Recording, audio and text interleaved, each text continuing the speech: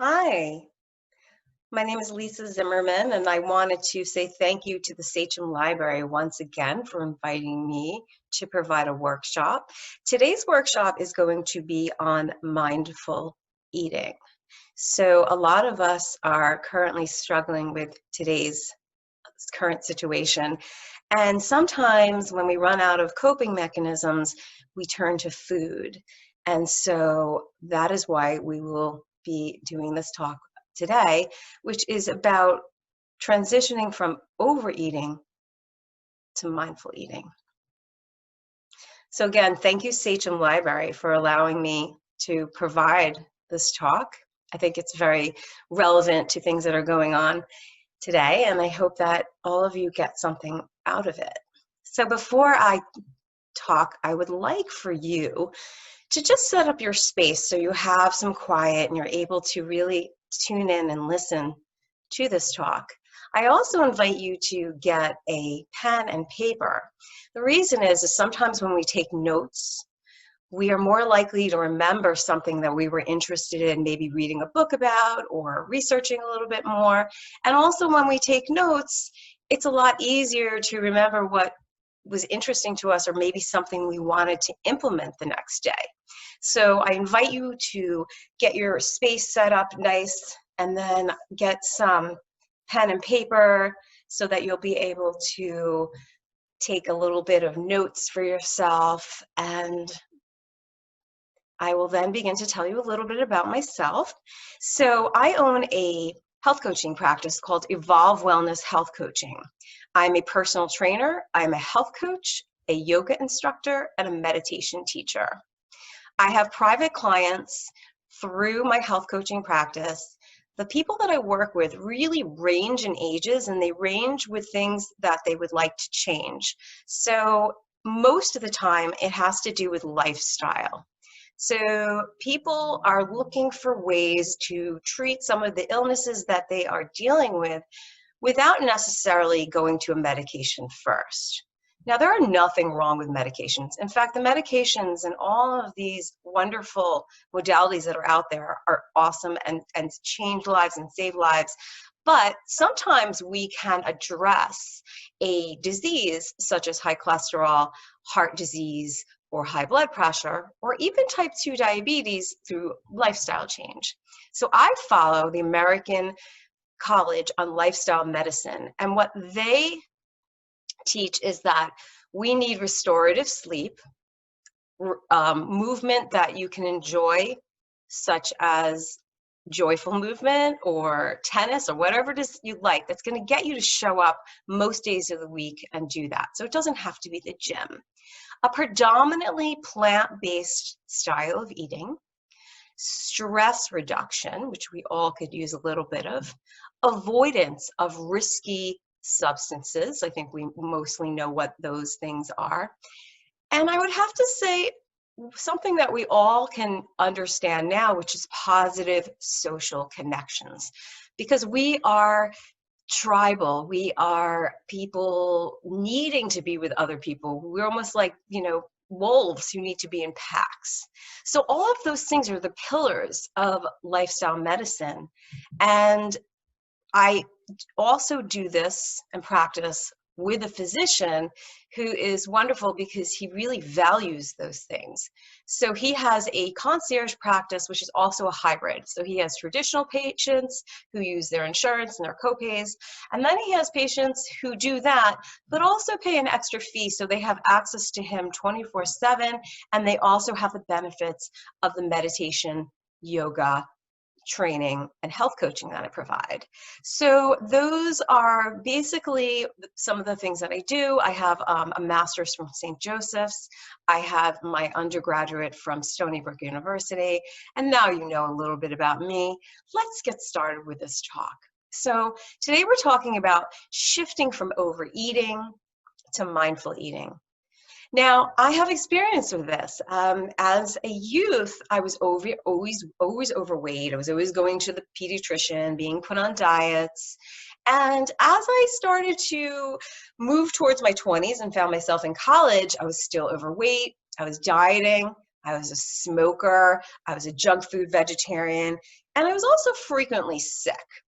Now, at one point, I decided to go see physicians to kind of find out what was going on because I was always getting sick, I was always getting colds, and I was always feeling run down. And I thought, your 20s are supposed to be vibrant and fun, you're supposed to be feeling great.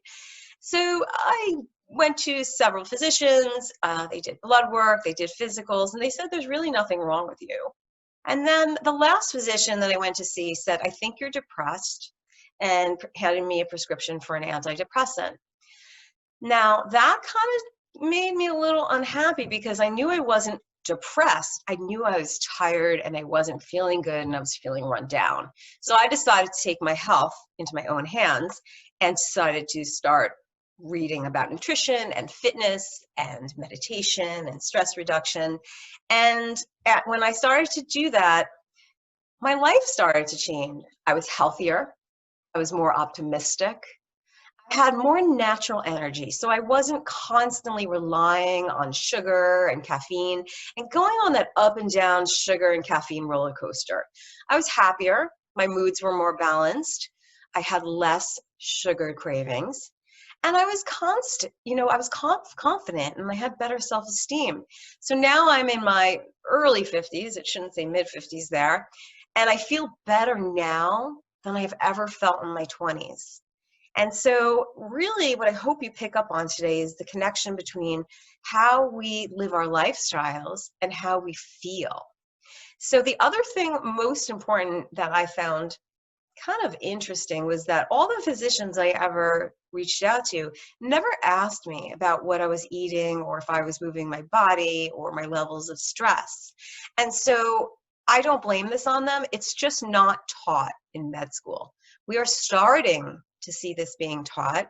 And I was involved with Stony Brook Medicine's lifestyle selective and creating that for fourth-year medical students. So it is happening. But back then, these physicians just weren't trained that way. So today I want you to walk away with 3 things. I want you to understand why we overeat. I want you to distinguish between emotional hunger and physical hunger because they overlap and sometimes it's difficult to kind of parse through what is what. And I want to give you tips that are going to help you eat more mindfully. So why do we overeat? Very often it's to soothe ourselves. So many of us are feeling anxiety, fear, or stress, and we would like to feel peaceful and calm and at ease. But we're not sure how to do that because maybe we don't have a skill set for it. So we soothe ourselves with food. Sometimes we have unmet feelings or needs. So maybe we're in a relationship at work or in a relationship at home, and maybe we're not just getting the love that we want or we're not getting the appreciation that we want. And the third point is numbing overwhelming emotions. So sometimes we have unresolved issues and we feel grief or anxiety or fear or loss. And so we're able to numb ourselves with food. And that is the top 3 reasons of why we overeat. Dealing with daily frustrations. Life before we had COVID-19 could be very challenging. And now it's even more so. We have an extra added layer. So sometimes we just eat just so we can deal with what's going on during the week. Modeling. So modeling is what we see. When I was growing up, I saw my mother lay on the couch late at night, pull a blanket over herself, and eat out of a bucket of ice cream. She was very stressed out. She had a lot of issues going on, and that's the way she dealt with it. So when I got older, that's what was modeled to me. So modeling is a big part of it. We also tend to develop mindless habits over time. So sometimes we assume we need a dessert after each meal, or late at night we finally put the kids to bed, the washing is done and everything's put away, and we just want to decompress. We just want to feel relaxed for a moment. So we start sitting in front of the TV and then we start snacking, but it becomes mindless because we didn't take a serving size out. So we start eating out of the container. We start taking, instead of a portion, just taking big handfuls. And so that's a lot of what happens as far as why we overeat. The other reason we overeat is we find ourselves overweight. So then we immediately go onto a very restrictive diet. And then we have our breaking point. We have our stress. We have our all kinds of things that are going on in our lives. And so we go back to our old habits, and then we find ourselves overweight again. And so we go on this diet kind of circle, and there are ways out. So it is possible to break out of it, but this is a big reason why we overeat as well. Then we live in this world, is how I'm going to describe it, this environment where healthy is not the default. Our culture doesn't set us up to eat well. There are Burger Kings and other fast food places on every corner, but there's not farmers markets on every corner. So that's a big reason, just how everything's set up. You go to Target, there's food in there. You go to the gas station, there's food there. The other thing is that a lot of the processed foods are scientifically designed to be hyperpalatable. That means that they taste super, super, super good, super delicious. And this means that the foods being hyperpalatable are going to mean that you want to buy more of them. And that means increased demand and sales for the food companies.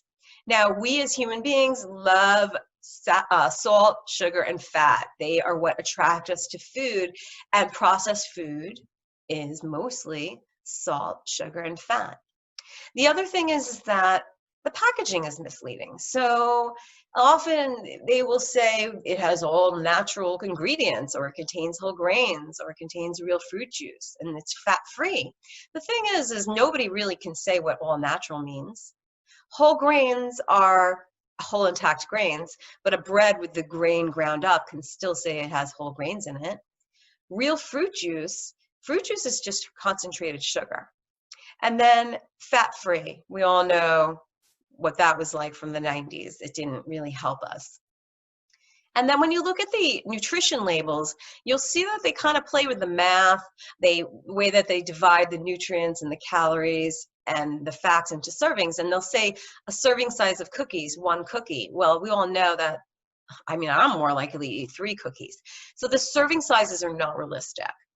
Now, if you want to learn more about this hyperpalatability and how the food is scientifically processed, there's a great book. You can see over here, it says Salt, Sugar, Fat, How the Food Giants Hooked Us. And the author is Michael Moss. And one of the things that he talks about that is so interesting is something called the bliss point. So what the bliss point is that if you're eating something and enjoying it, it feels good, it tastes good, but it's not quite satiating. So if you ever saw yourself open up a package of chips and you ate the whole bag, that is the bliss point working on you. And it almost forces you to keep eating because it's tasty, but you're not quite satiated. Nobody is typically binging on a bag of oranges or a big container of strawberries, but the hyper-processed, these kinds of foods will create that.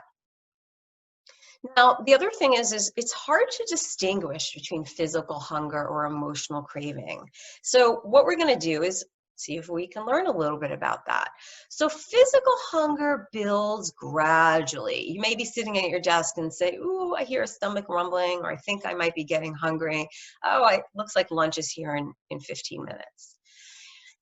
Any food is going to satisfy. So if you're really physically hungry and you say, Lisa, I'm hungry, and I offer you an apple, you're going to eat it because you're hungry. You choose foods purposely, so you're being very select. Okay, I know that I made leftovers last night and planned that to be my lunch, so that's going to be my lunch. You feel physically empty, so your belly's not full, you're empty. And then when you feel full, you stop eating. Now, the results in that is that you feel better after eating, and you go about your day. Now, here's where emotional craving differs. It hits suddenly. All of a sudden, you're thinking, I just want something. And sometimes there's a feeling of anxiety without physical hunger. And you may even eat, even though you're full. Typically, the person will want something that's specific, like they're craving salty or sweet or crunchy. And it's very much a visceral experience. It's an emotional experience. The mouth and the mind are tasting the food. It's almost like taking you away from everything that's bothering you. And then very often the person will find themselves having eaten the entire bag or portion. And the end result is that they feel guilty after eating. So Thich Nhat Hanh is a Vietnamese Buddhist, and he talks about mindful eating. That's one of the things that he dresses on amongst many other topics. And he says, most of the time, we're eating on autopilot, eating on the run, eating our worries or anxieties from the day's demands, anticipations, irritations, and to-do lists. And so what he means by this is that we're simply not in the moment we're eating. We're eating everything. We're eating how we feel. We're eating because we're irritated. We're eating because we have a to-do list. We're eating and not even knowing we're eating. So he is describing what mindless eating would be like. So what our job today is to learn a bit more about mindful eating. So what is mindful eating? I want to introduce you to Dr. Viktor E. Frankl, who was a psychiatrist and a Holocaust survivor. And he wrote this amazing book, really small book called Man's Search for Meaning. And in it, he talks about many different things, but he talks about how we have control in situations where we don't think we do. And so this is one of his most famous quotes that I absolutely love. And normally when I was teaching a class, I would ask you guys what you think of it. But since this is a recording, I'm going to tell you what my interpretation is. So his quote says, between stimulus and response, there is a space. In that space is our power to choose our growth. In our response lies our growth and our freedom. So stimulus might be your boss just sent you a ton of work to do and you're already backlogged. Response might be, I'm going to tell him he's a jerk and I'm going to quit my job. Now remember, you have a space there. So what you could say is, he's given me so much work, I'm backlogged, but I'm going to take a deep breath and figure out another way to reply to his request. So you have a stimulus. The stimulus is someone who's cut you off on the highway. The response is you start honking your horn and getting road rage and giving them the finger or something like that. Now, if we change that around, we can say the stimulus is someone has cut you off on the road, but then there's our space to say, okay, wait a second. You know what? I don't know what's going on in that person's life. I'm just going to let them cut me off and I'm just going to slow down and go about my day. And now you've avoided the rage and the anger. So we have opportunities to do this every single day. We are constantly getting a stimulus and we constantly be given a space and there's always a response. So just keep this in mind as we go along. So mindful eating is an awareness of the physical cues and emotion. So, oh, I think I want to go eat something, but you know what? I'm overwhelmed. I am tired. I have bills to pay. I'm stressed. I have older relatives that I now have to take care of. My teens are back with me, or my older, adult children are living back with me. And so it's becoming an awareness about how you're feeling and before you go towards the food. It's noticing how food and mood are connected. So noticing how you feel after you've eaten something. So maybe you had a nice sandwich and you feel really satiated, or maybe you had a pint of ice cream and now you feel really like maybe kind of sick in your stomach and maybe you're feeling a sugar high.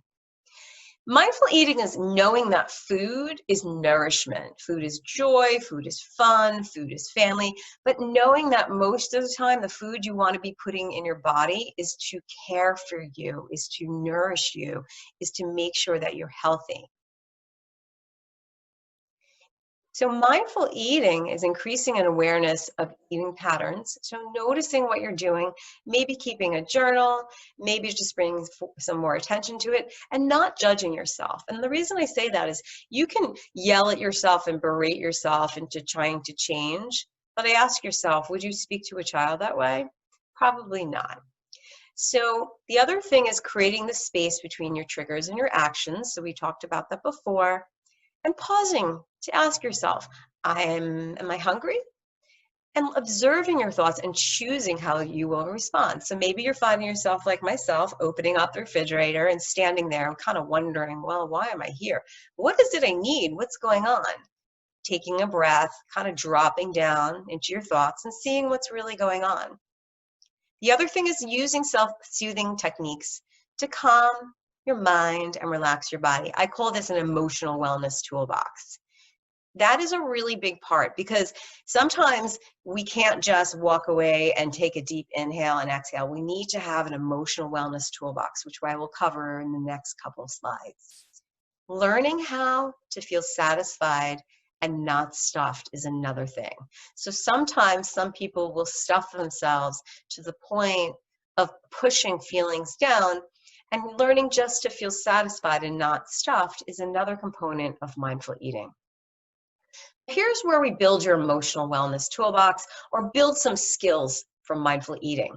If you find yourself to be the kind of person who just kind of forks the food in their mouth and you would like to learn how to slow down, using chopsticks really helps because you can only get a little bit of food in it with it. So a lot of people like doing that.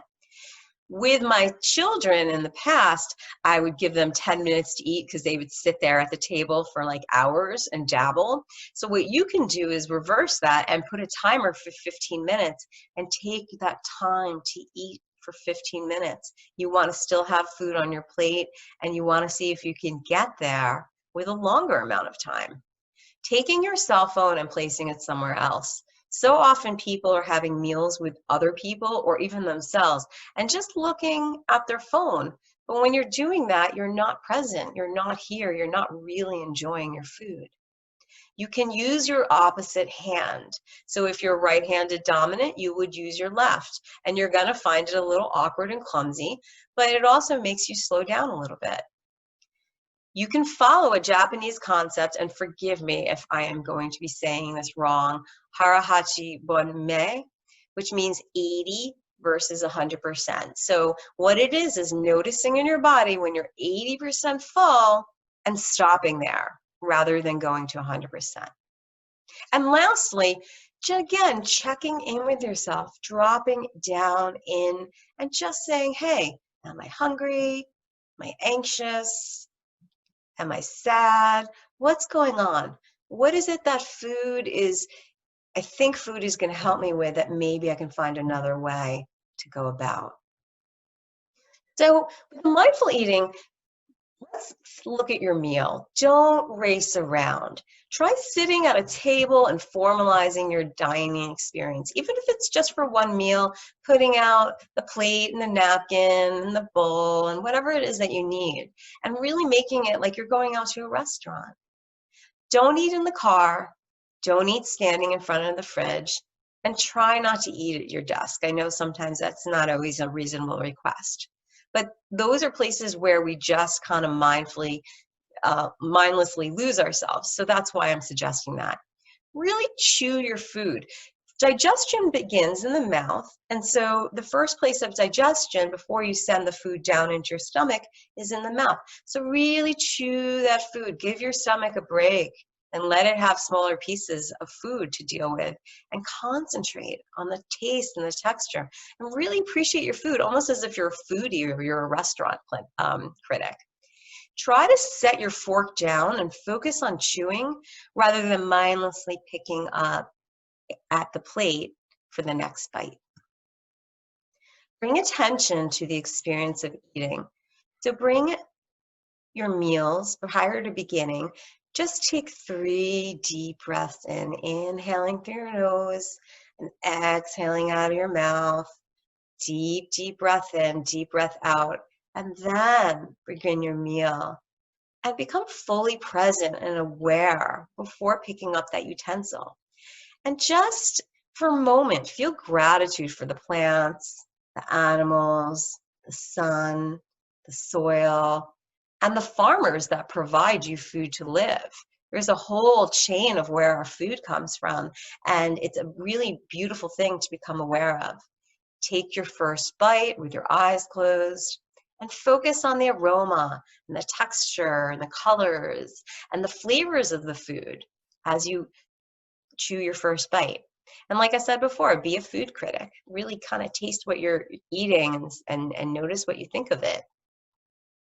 So you can change your thoughts by using affirmations. And these are ones that I like and I've used with patients and clients before that really help. So when you're getting into that, oh my, I need something, I need to eat something, you can say to yourself, eating won't resolve this problem.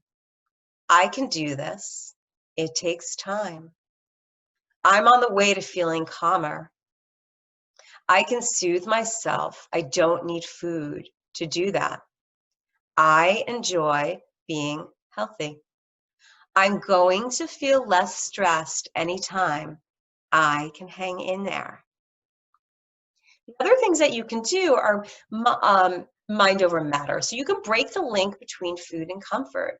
So there is this emotional gap, and what we need to do is consciously choose to calm rather than follow habitual and automatic patterns. So like I said, it's very much a pattern that we do. So you can take yourself, transport yourself to somewhere in your mind that you love. And for me, that's the beach. I absolutely love being on the ocean. I love the water. So it's just closing your eyes for 1 minute and saying, if I'm still hungry, I'm going to eat it. But right now, I'm just going to go visualize the beach or the forest or wherever it is you like. Laughing is medicinal. There's been a lot of studies to show that. So if you can go find something funny or think of something funny, listen to some jokes, that's a wonderful way. Maybe stepping into your faith. If you're a religious person, bringing out your Bible or whatever it is and stepping into your faith. Maybe if you're a spiritual person, it's going for a walk in the forest or tending to a garden.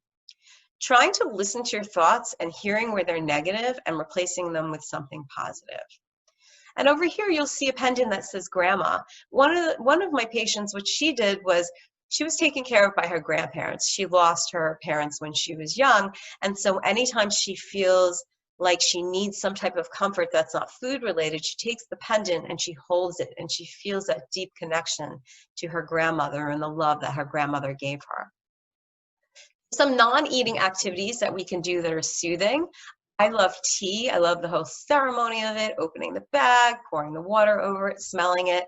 So maybe you like coffee, maybe you like tea. You can wrap yourself with a nice warm blanket, especially since we're getting into that cold weather, and that's soothing. Maybe you like yoga. That's something you can try.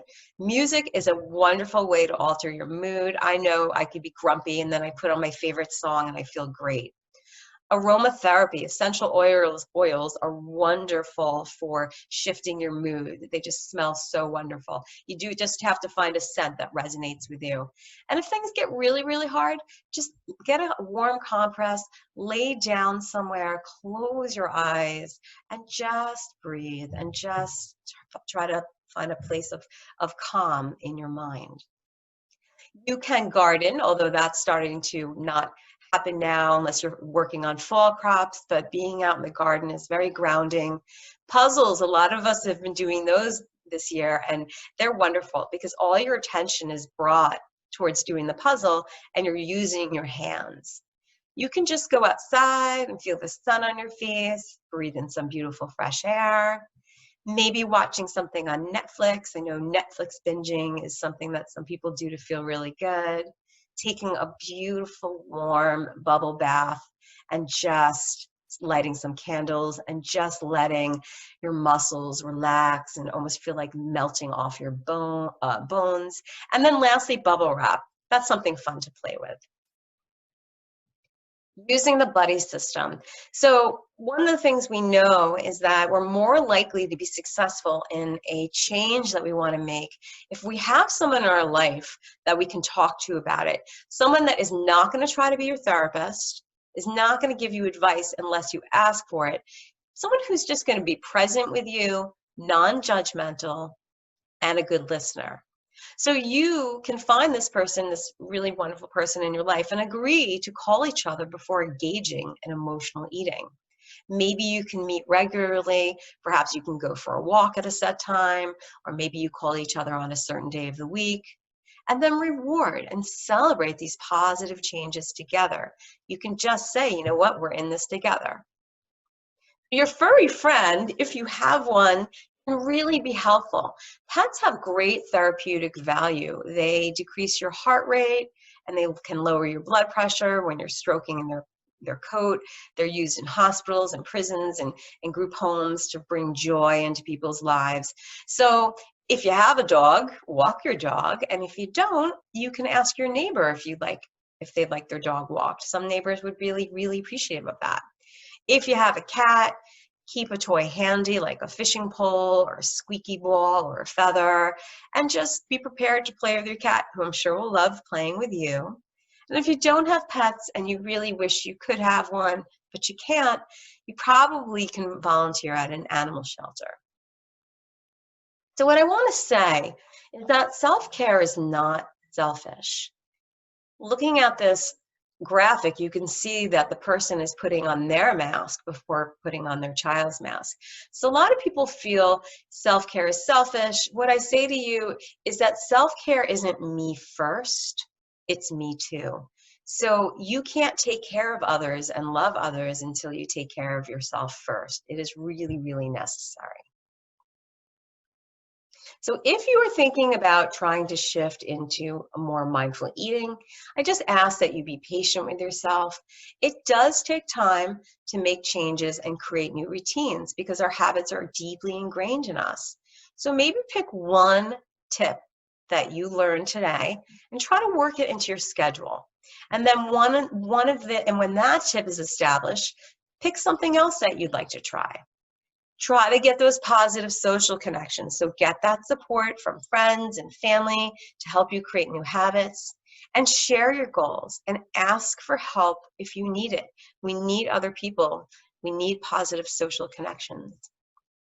The last thing I want to leave you with is the law of diminishing intent. And what this is that the longer you wait to do something you should do now, the greater the odds that you will never actually do it. So an example from my own life is that I may say, I'm going to go running this morning. So I get ready, I put on my running clothes, and I put on my running sneakers, and then I say to myself, oh, I got to go check work email first. Well, then I look up at the clock and it's noon and I haven't run. So you have to do it immediately. The longer you wait to do something, the less likely it is that it's going to happen. So I just want to thank you so much for being here with me, albeit virtually. And I hope that you got some tips out of this, that you're feeling more confident in shifting into mindful eating. You can check me out on Facebook. You can check out my URL, evolvewellness.net. You're welcome to call me. You're welcome to email me if you have any questions. I hope that you enjoy this, and I thank you so much for being here today.